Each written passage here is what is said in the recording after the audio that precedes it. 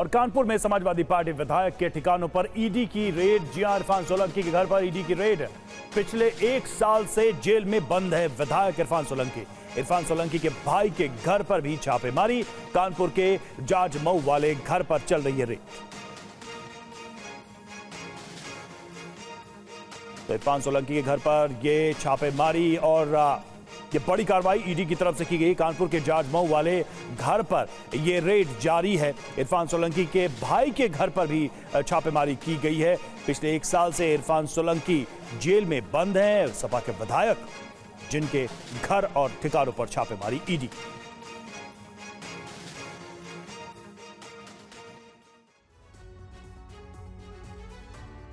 और बड़ी खबर, संदेश खाली कांड का आरोपी शाहजहां शेख को आखिरकार कल देर शाम सीबीआई ने अपनी कस्टडी में ले लिया।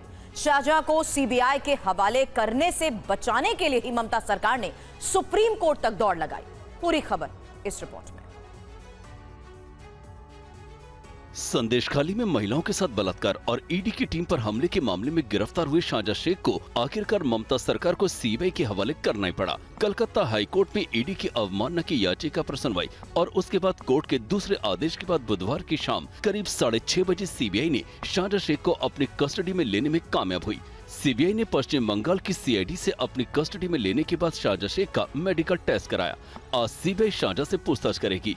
मंगलवार को हाईकोर्ट ने शाम 4:30 बजे तक शाहजहां को सीबीआई को सौंपने का आदेश दिया था।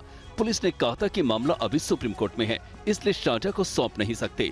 इसके बाद सीबीआई 2 घंटे के इंतजार के बाद लौट गई थी। शाहजहां को सीबीआई की कस्टडी से बचाने के लिए पश्चिम बंगाल सरकार ने भरसक प्रयास किया कि सुप्रीम कोर्ट एक बार सुनवाई कर ले, पर मंगलवार से बुधवार तक जल्द सुनवाई करने की 2 कोशिशों पर सर्वोच्च अदालत ने मामले को जल्द सुनवाई की अपील को खारिज कर दिया। कलकत्ता हाईकोर्ट ने ममता सरकार को 5 मार्च के आदेश की अवमानना के मसले पर 2 हफ्ते में जवाब दाखिल करने का आदेश भी दिया है। और पश्चिम बंगाल में टीएमसी से इस्तीफा देने वाले तापस रॉय ने बीजेपी का दामन थाम लिया है। तापस रॉय ने कहा कि जब तक राजनीति में हूं, बीजेपी में मिले दायित्वों को निभाता रहूंगा। टीएमसी ने कहा, ऐसे मीर जाफर को बंगाल की जनता जवाब देगी। लोकसभा चुनावों से पहले पश्चिम बंगाल में ममता बनर्जी को बड़ा झटका देने वाले तापस रॉय ने टीएमसी की कार्यशैली पर बड़े सवाल उठाए। कोलकाता में कल विधानसभा में विपक्ष के नेता शुभेंदु अधिकारी और प्रदेश बीजेपी के अध्यक्ष सुकांता मजूमदार की मौजूदगी में बीजेपी में शामिल हुए तापस रॉय ने कहा है कि वो अब बीजेपी परिवार और पीएम मोदी के परिवार का सदस्य हैं। जितना दिन तक और मेरा रेस्ट ऑफ लाइफ पॉलिटिक्स वो हम बिताएंगे बीजेपी के साथ।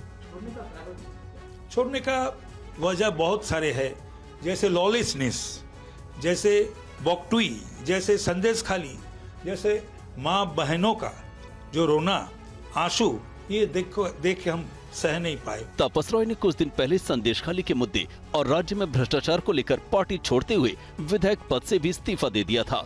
तापस रॉय ममता बनर्जी के साथ करीब 25 साल तक साथ में रहे। रॉय ने इस्तीफे के बाद आरोप लगाया था कि जब उनके खिलाफ ईडी ने कार्रवाई की थी तो टीएमसी ने उनका साथ नहीं दिया था।